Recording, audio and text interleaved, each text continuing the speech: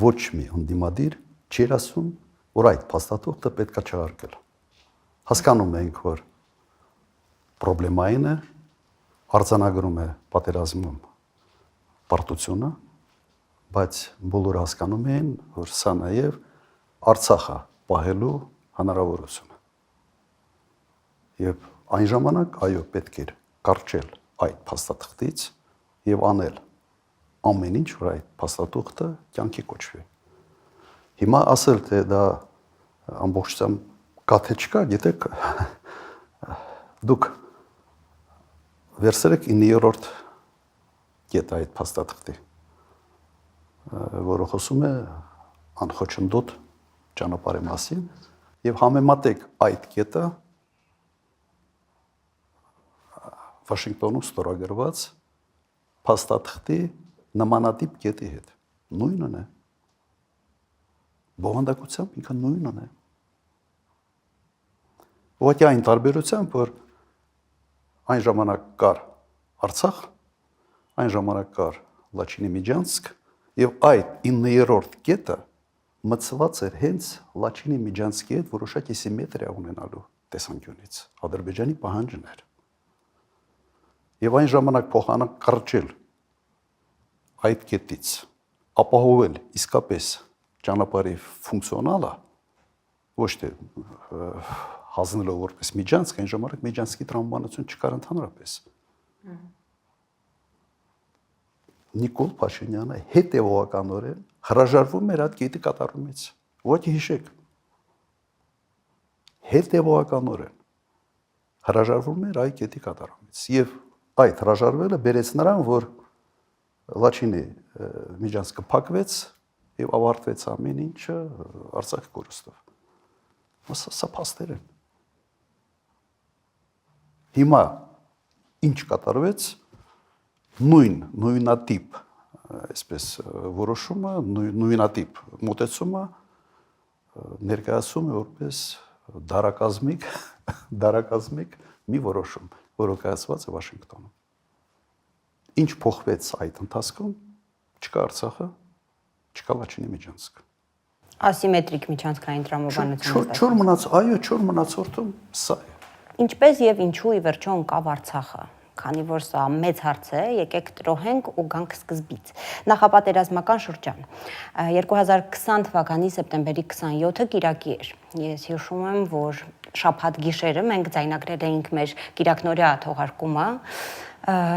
Շատ լավ հիշում եմ այդ հաղորդման բացման իմ տեքստը։ Ես խնդրել էի հեռուստադիտողի ուշադրությունը, որովհետև այն ժամանակ դիտումները, ուսումնասիրությունները ցույց էին տալիս, որ անվտանգային լրահոսի հանդեպ հետաքրքրությունը պակասել է, իսկ փորձագետները անընդմեջ աղաղակում, ահազանգում էին մեծ պատերազմի հավանականության մասին։ Եվ այդ հաղորդումը եթեր չհեռարձակվեց, քանի որ լուսաբացին առաջին ռումբերը պայթեցին, ու ես մտա եթեր արտակարգ թողարկման արդեն։ Դուք էլ այդ օրերին ունեիք այն նմանատիպ կանխազգացում, որ մեծ պատերազմը գալիս է։ Ինչն էր հուշում, որ մեծ պատերազմ է սկսվելու այնուամենայնիվ։ Ես այդ զգացումը ունեի մոտ 1 տարի մինչև պատերազմը սկսել։ Եվ ինձ համար մեկ բան էր հասկանալի, որ ամեն ինչ արվում է պատերազմ հրահրելու համար։ Նայեք, երևի ձեր հարցի մի քիչ այլ ձևակերպումը հետևյալը կլներ, ինչու սկսեց պատերազմը։ Չէ՞, երևի սա է չոր մնացորդում։ Առաջի հերթին դա բանակցային գործընթացի ձախողումն էր։ Եվ այդ ձախողումը եղավ Հայաստանի նախաձեռնությամբ։ Հայաստանը հրաժարվեց բանակցել։ Ամբողջ բանակցային գործընթացի պատմության մեջ առաջին անգամ կոնֆլիկտի կողմերից մեկը հրաժարվել է ընդհանրապես քննարկել ներկայացված փաստաթուղթը։ Դա ներկայացվել էր ամռանը 19 թվականին։ Ինչ էր ասում այն ժամանակ Նիկոլ Փաշինյանը։ Սկսելու ենք զրոյական կետից եւ թող բանակցեն Ղարաբաղի հետ։ Տարբեր պատճառաբանությամբ։ Եվ 19 թվականի ներկայացված փաստաթուղթը ուղղակի հրաժարվել է բանակցել։ ջնջելով մոտ 30 տարվա բանակցային գործընթաց 25-26 տարվա հիմա պետք է հաշվել հետադարձ հաշվարկով։ Սա բերեց հետևյալի, որ կողմերի համար, միջազգային հանրության համար եւ Մինսկի խմբի համանախագահ երկրների համար Հայաստանը ամբողջ այդ process-ի ձախողող կողմն է։ Ինչ պետք է անել Ադրբեջանը։ Իհարկե պետք է հասկանալ, որ բանակցային գործընթացով ինքը որևէ բանի չի հասնելու եւ պետք է սկսի պատրաստվել պատերազմ։ Սա հիմնական, ուղղակի ֆունդամենտալ պատճառն էր։ Ես չգիտեմ ինչով էր առաջնորդվում Հայաստանի վարչապետը, իմ տպավորությամբ sense օթերում էին, թվում էր թե 18 թվականի այդ հեղափոխությունից հետո sense համաշխարհային դեմք է ինքը դարձել եւ ինքը կարող է իրեն թույլ տալ նման կարգի քայլել։ Թե չեմ սխալվում, ինքը խոսում էր արդեն հենց բուն նախապատերազմական շրջանում, նաև Ադրբեջանում ներքին հեղափոխության մասին, պայթեցնել Ադրբեջանի ներքաղաքական կյանքը, այդ տեսակ հայտարարություններ։ Այո, եւ դրանից հետո հնչեց այդ հայտնի նախադասությունը, Արցախը, Հայաստանը եւ վերջ։ Սրանում ինքը խաչ քաշեց ընդհանրապես որևէ սպասելիքների վրա։ Երբ չկան բանակցություններ, ուրեմն կողմերից մեկը, որը դժգոհ է ներկա իրավիճակից, պետք է սկսի պատրաստվել պատերազմի։ Սա եւս ակնհայտ է։ Ու նայեք, նաեւ պատերազմ սկսելու համար Ադրբեջանը պետք է գնահատեր իր շանսերը պատերազմում հաղթելու։ Եվ այն ժամանակ կատարվեց եւս մեկ կարևոր հանգամանք, կար, որը դրդեց Ադրբեջանի պատերազմին։ Այն, ինչ արվում էր բանակի հետ 18 թվականից սկսած, վարկաբեկման մի կամպանիա հրամանատարական կազմի դեմ, գեներալները բոլորը թալանչի են, եւ այլ հիշում եք այդ ամենը, սա բերեց բանակի շեշտակի թուլացման։ Սա եւս մի հանգամանք էր, որը վստահ եմ Ադրբեջանը հաշվարկում էր։ Եվ եւս կար եւս մեկ հանգամանք, դա քո ռազմավարական դաշնակցի հետ հարաբերությունների վատթարացումն էր։ Եվ հապկի հետ ուղղակի կոնֆլիկտի մեջ մտնելն էր հապկի գլխավոր քարտուղարին նկատմամբ քրեական հետապնդումներ։ Հիմա որ ասում են իդեալական փոթորիկը, սա այն դեպքն է, երբ 3 հանգամանքներ իրար միացան եւ իդեալական պայմաններ ստեղծեցին Ադրբեջանի համար որոշում կայացնելու։ Իսկ վերջի կաթիլը եղավ Հայաստանի հյուսիսում այն սահմանային կոնֆլիկտը, որը ուռճացվեց ասենց երկրորդ սարդարապետի մակարդակի միջև։ Դրանից հետո այդ հայտնի օգոստոս էր թե սեպտեմբեր էր սարդարապետում միջոցառումը 70-ից ավել մարտական խաչեր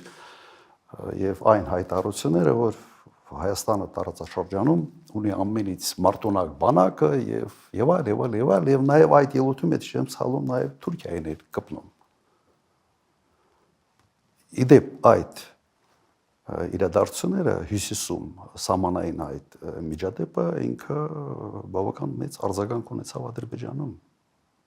Լայնածավալ հանրահավաքներ էին, որոնք պահանջում էին Իլհամ Ալիևից միջոցներ ձեռնարկել։ Եվ Ադրբեջանի նախագահ վտանգ զգաց իր իշխանության համար։ Հիմա մի քանի հանգամանք իրար միացան եւ ստեղծեցին իդեալական պայմաններ պատերազմը սկսելու համար։ Բանակցային գործընթացի ձախողումը բերեց նրան, որ ոչ մեկը չդատապարտեց Ադրբեջանին, մեր կողքին ոչ մեկը չկանգնեց։ Ամենանդեպս հրապարակային։ Բանակը թուլացած էր, ուրեմն պատերազմում հաղթելու հավանականությունը շատ ավելի մեծացավ, քո դաշնակիցների հետ հարաբերությունները փչացրել ես, ուրեմն իրենց ուղակի միջամտության հավանականությունը եւս փոքրացավ։ Հիմա այդ քայլեր կարող են անել միայն անպատասխանատու մարդ կամ եթե դա չի արվել դիտակցաբար, այսպես ասենք, պատերազմը հարարելու համար։ Եվ ո՞րն է ըստ ձեզ հետահայաց զուտ ձեր կարծիքը։ Որովհետև սկզբում ասացիք, գուցե դա հետհեղափոխական էյֆորիայի ազդեցություններ, հիմա գալիս ենք նրան, որ կարծես թե պլանավորված գործողությունների մասին ենք խոսում։ Նման է, նման գործողությունների, բայց ես չեմ կարող պնդել։ Հիմա դա կամ ուղղակի աշխարհակահաղական առումով տգետության արդյունք է, կամ ես մեկ անգամ մի նախադասություն եմ ասել, որ եթե Հայաստանի ղեկավարը լիներ գործակալ, ապա կաներ ճիշտ այն քայլերը, որոնք մենք տեսնում ենք։ Ես չգիտեմ, իշխանափոխությունից հետո միայն հայտնի կդառնա, թե իրական պատճառները որոնք էին։ Բայց մի հուշագրավ հայտարարություն, որը ուղղակի իմ տպավորությամբ ֆանտաստիկայի ժանրից է։ Երբ Նիկոլ Փաշինյանը արդարանալու համար ինչ էր ասում, ինքը ասաց, որ ինքը ասել է Հայաստանը, Արցախը Հայաստանը եւ վերջ, որովհետեւ ինքը հայրենասեր էր։ Չէ՞ այդպես ասում։ Եվ այն ժամանակվա իր ընկալումը հայրենասիրության այդպիսինն էր։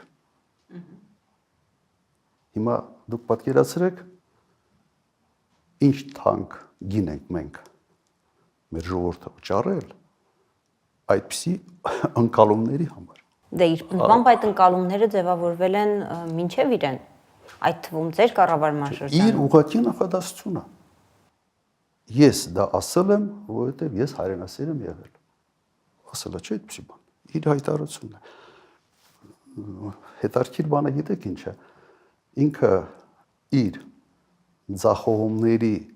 ներդաշնակ փորձում է բերել իր հայացքների փոփոխությունը։ Մի հարցում ձախողվել եմ, ուրեմն հայացքներս փոխում եմ, ասենց օպորտունիզմի դասական ասենց տարբերակ է, ուրեմն ամեն ինչ միջով այդ սխալ էր, այ մեր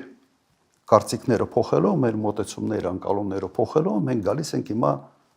նոր հայրենասիրական մոդելի։ Նոր հայրենասիրական մոդելի։ Եվ եւս մեկ բան, ինչ էր ասել, որ Արցախը Հայաստանի բեռ էր Հայաստանի համար եւ Արցախը հանձնելով մենք ձեռք ենք բերել մեր անկախությունը։ Ոչ թե կորցրել ենք Արցախը, այլ ձեռք ենք բերել Հայաստանի Հանրապետությունը։ Հիմա եթե փորձեմ ես սա թարգմանել նորմալ տրամաբանության մեջ, ինչ է ասա։ Ուրեմն եթե մենք շարունակեինք հիմա ունենալ Արցախ, եթե մենք չտայինք 5000 զոհ, 11000-ից ավել վիրավորներ, մենք կլինեինք խեղճ ու կրակ, սուվերենությունը կորցրած, դժբախտ եւ դժգույն, մեր պատմության հետ հաշտության մեջ ասենց հիմարացած վիճակում մի ժողովուրդ։ Սա է ուզում ասել։ Ինչպես եւ էինք ըստ իրեն։ Նա ձեզ եւ ընդհանրապես նախկին բոլոր իշխանություններին մեղադրում է ԵԱՀԿ Մինսկի խմբի հետ ձեռք-ձեռքի տված բանակցային մի այնպիսի հավերժական գործընթաց սկսելու համար, որը ի վերջո պետք է պայթեր մեծ պատերազմով։ Հիմա ասում են ինչ վատ բան եմ արել։ Այդ պատերազմը եղել է, պարտվել ենք, եկեք առաջ գնանք։ Պատերազմը չէր լինի, եթե չարվեին այն սխալներ, որոնց մասին ես հիմա խոսացի։ Միանշանակ։ Ինչով կավարտվեր բանակցային գործընթացը։ Բանակցային գործընթացը կավարտվեր այդ մադրիդյան սկզբունքների մոդիֆիկացված տարբերակների ընդունման տարբերակով։ Եթե Նիկոլ Փաշինյանը մտներ բանակցային գործընթացի մեջ 19 թվականին, առաջարկը լավն էր, ապա շատ մեծ հավանականությամբ ամեն ինչ կավարտվեր նման կարգի փաստաթուղթ ստորագրելու տարբերակով։ Սա կլներ ավարտը։